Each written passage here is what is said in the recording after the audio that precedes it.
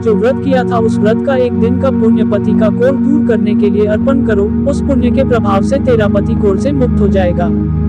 ब्रह्मा जी बोले। इस प्रकार देवी के वचन सुन वह ब्राह्मणी बहुत प्रसन्न हुई और पति को निरोग करने की इच्छा से जब उसने तथास्तु ठीक है ऐसा वचन कहा, तब उसके पति का शरीर भगवती दुर्गा की कृपा से कुष्ठ रोग से रहित हो अति कांतिवान हो गया।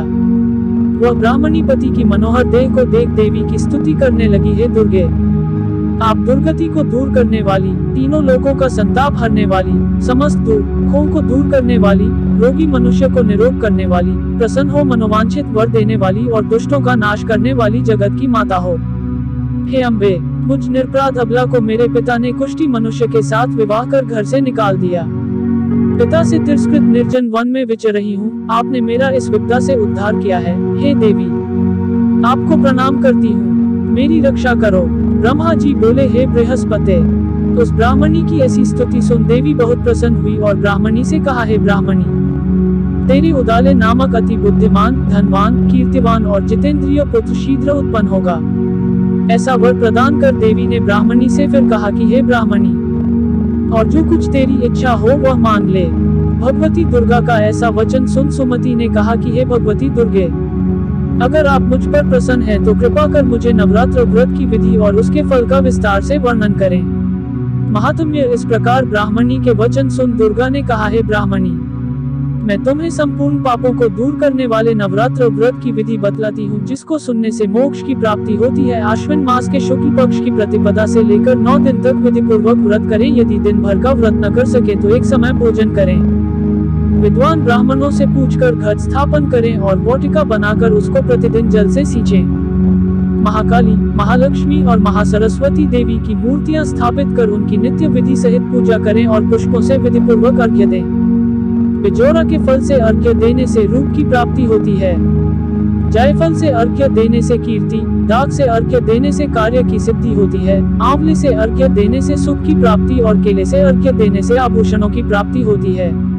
इस प्रकार पुष्पों व फलों से अर्घ्य देकर व्रत समाप्त होने पर 9वें दिन यथाविधि हवन करें। खान, घी, गेहूं, शहद, जौ, तिल, बिल्व, बेल, नारियल, दाख और कदम्ब आदि से हवन करें। गेहूं से होम करने से लक्ष्मी की प्राप्ति होती है। खीर एवं चंपा के पुष्पों से धन की और बेल पत्तों से तेज व सुख की प्राप्ति होती है। आंवले से कीर्ति की और केले से पुत्र की, कमल से राज सम्मान की और दाखों से संपदा की प्राप्ति होती है। खान, घी, नारियल, शहद, जौ और तिल तथा फलों से होम करने से मनोवांछित वस्तु की प्राप्ति होती है।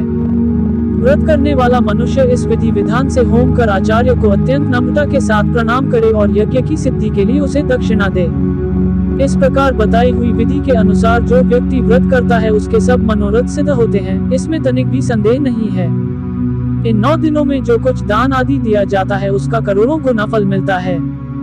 इस नवरात्र व्रत करने से अश्वमेध यज्ञ का फल मिलता है। हे ब्राह्मणी, इस संपूर्ण कामनाओं को पूर्ण करने वाले उत्तम व्रत को तीर्थ, मंदिर अथवा घर में विधि के अनुसार करें। ब्रह्मा जी बोले, हे बृहस्पति।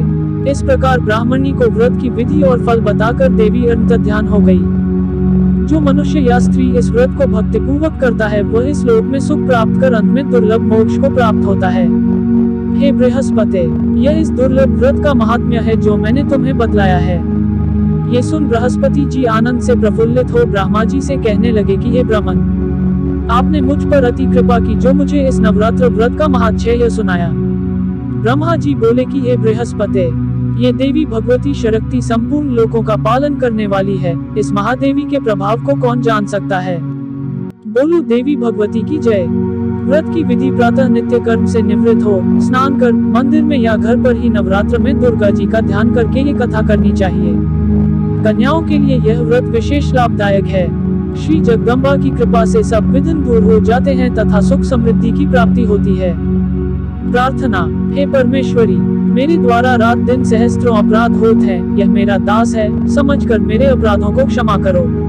हे परमेश्वरी, मैं आह्वान, विसर्जन और पूजन करना नहीं जानता, मुझे क्षमा करो। हे सुरेश्वरी, मैंने जो मंत्रहीन, क्रियाहीन, भक्तियुक्त पूजन किया है वह स्वीकार करो। हे परमेश्वरी, अज्ञान से, भूल से अथवा बुद्धि भ्रांति से जो न्यूनता अथवा अधिकता हो गई है उसे क्षमा करिए तथा प्रसन्न हुइए। जाप मंत्र उन्हीं चामुंडाए विच्चे नमः। मनोकामना सिद्धि के लिए इस मंत्र को 108 बार या सुविधा अनुसार